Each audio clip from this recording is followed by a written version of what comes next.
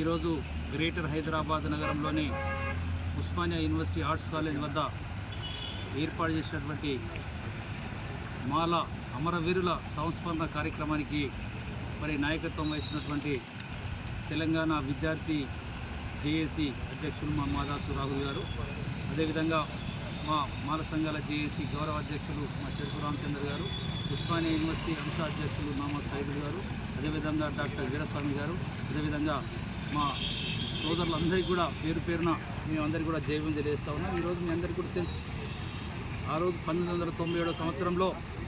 ఏదైతే నా మాల జాతికి అంతా కూడా అన్యాయం జరుగుతూ ఉన్నది, మాలలందరికీ కూడా ఉద్యోగాలు రావు, మాలలందరికీ కూడా ఇబ్బందుల పాలవుతారని చెప్పి ఆనాడే పివి రావు గారు ఒక బ్రహ్మాండమైనటువంటి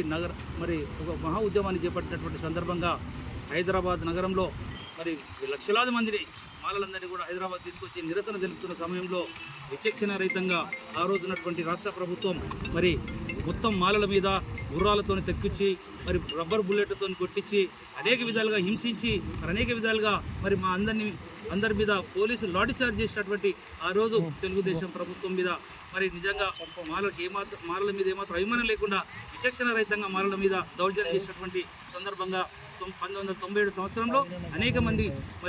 వర్గీకరణకు వ్యతిరేకంగా అమరులైనారు. వాళ్ళందరికీ కూడా ఇలా ఉస్మానియా యూనివర్సిటీ వేదికగా గ్రేటర్ హైదరాబాద్ నగరంలో ఉన్నటువంటి మా ఆర్ట్స్ కాలేజ్ వేదికగా వాళ్ళందరికీ కూడా జోహార్లు అర్పిస్తూ ఉన్న మాల మృతవీరుల మీ అందరి త్యాగ వృధా రావద్దు, మీ అందరి త్యాగ వృధా పోవద్దనే ఇలా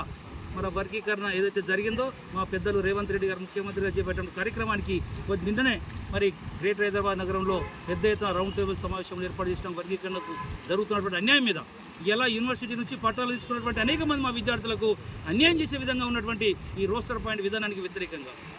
మా ఉస్మానియా యూనివర్సిటీలో ఉన్నటువంటి మా విద్యార్థులందరికీ న్యాయం జరగాలని చెప్పి వర్గీకరణకు వ్యతిరేకంగా నా మాల స్టూడెంట్స్ కోసం మాల విద్యార్థుల కోసం ఏదైతే మా ఉద్యమం చేస్తూ ఉన్నామో దానికి కూడా ఈరోజు అనేక విధాలుగా రాష్ట్ర ప్రభుత్వం ఆటంకాలు కలిగిస్తూ ఉన్నది. మాలలందరికీ కూడా అన్యాయం చేస్తూ ఉన్నది. కాబట్టి రాష్ట్ర వ్యాప్తంగా ఉన్నటువంటి మాల సోదరులందరూ మీకోసం ఉద్యమం జరుగుతూ ఉన్నది. తప్పకుండా దేనికోసం అయితే త్యాగం చేసిరో మాల మృతవీరులు వాళ్ళ ఆత్మ శాంతించాలంటే, వాళ్ళ పేరు చిరస్థాయిగా మిగిలాలంటే తప్పకుండా